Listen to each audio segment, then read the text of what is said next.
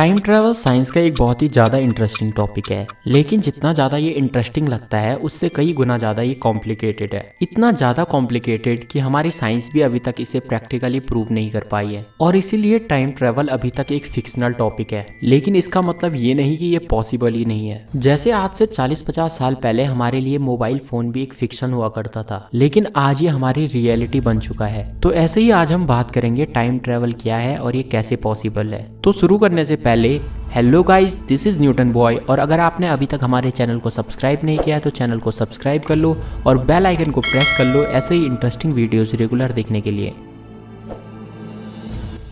तो time travel को समझने के लिए सबसे पहले आपको टाइम को समझना होगा, जिस पर मैं एक डेडिकेटेड वीडियो पहले ही बना चुका हूं। अगर आपने अभी तक नहीं देखा तो लिंक आपको डिस्क्रिप्शन या फिर आई बटन में मिल जाएगा। तो अभी के लिए इतना समझ लो, हमारे ग्रेट साइंटिस्ट आइंस्टाइन के हिसाब से टाइम एक फोर्थ डायमेंशन है और इस पूरे यूनिवर्स में टाइम एक नदी की तरह बह रहा है। जैसे नदी की स्पीड कहीं पे स्लो और कहीं पे फास्ट होती है, ऐसे ही टाइम हर चीज के लिए बदलता रहता है उसकी जगह के हिसाब से। एग्जाम्पल के लिए एक इंसान जो अर्थ पर रहता है और एक दूसरा इंसान है जो अर्थ से दूर यूनिवर्स में किसी और जगह पर रहता है। अब पहले इंसान के लिए अर्थ पर टाइम 1 सेकंड पर सेकंड के हिसाब से चल रहा है, लेकिन जो दूसरा इंसान है उसके लिए टाइम मुझसे स्लो या फिर फास्ट हो सकता है। लेकिन इससे हम टाइम ट्रेवल कैसे कर सकते हैं, अब ये समझते हैं। वैसे तो टाइम ट्रैवल के लिए बहुत सारी साइंटिफिक थ्योरीज हैं, लेकिन इस वीडियो में हम बात करेंगे आइंस्टाइन की थ्योरी ऑफ रिलेटिविटी के बारे में। इस थ्योरी के हिसाब से स्पेस और टाइम एक दूसरे से जुड़े हुए हैं, जिसे स्पेस टाइम कहा जाता है। और स्पेस टाइम इक्वेशन के हिसाब से कोई चीज जितनी ज्यादा फास्ट स्पीड में ट्रेवल करेगी उसके लिए टाइम उतना ही ज्यादा स्लो हो जाएगा।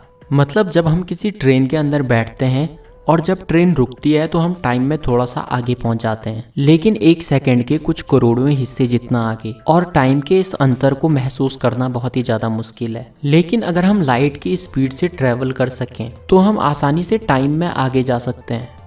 एग्जाम्पल के लिए मान लो एक ट्रेन है जो लाइट की स्पीड से ट्रेवल कर सकती है। अगर हम उस ट्रेन में किसी इंसान को बैठाकर हमारी अर्थ के चारों ओर चक्कर लगवाएं तो उस ट्रेन में बैठे इंसान के लिए टाइम बहुत स्लो हो जाएगा, इतना ज़्यादा स्लो कि उसके कंपैरिजन में अर्थ पर टाइम बहुत तेजी से गुजरने लगेगा और उस इंसान के ट्रेन में गुजरे कुछ मिनट अर्थ पर गुजरे महीनों के बराबर होंगे। और उस इंसान के हिसाब से जब ट्रेन 1 हफ्ते बाद रुकेगी तो अर्थ पर 65 साल गुजर चुके होंगे, यानी वो इंसान फ्यूचर में पहुंच चुका होगा और उसके साथ के उम्र वाले लोग बूढ़े हो चुके होंगे या फिर बूढ़े होकर मर चुके होंगे। लेकिन इस थ्योरी के हिसाब से ट्रेवल करके अगर तुम फ्यूचर में एक बार चले गए तो तुम वापस प्रेजेंट या पास्ट में नहीं जा सकते। और इस थ्योरी की दूसरी कमी ये है कि हमारे पास अभी तक ऐसी टेक्नोलॉजी नहीं है जिससे कि हम लाइट की स्पीड से ट्रेवल कर सकें। लेकिन ऐसे बहुत सारे तरीके हैं जिससे हम टाइम ट्रेवल कर सकते हैं और पास्ट, प्रेजेंट, फ्यूचर कहीं भी आ जा सकते हैं। तो इसके बारे में आने वाली किसी और वीडियो में बात करेंगे। फिलहाल के लिए इस वीडियो में बस इतना ही।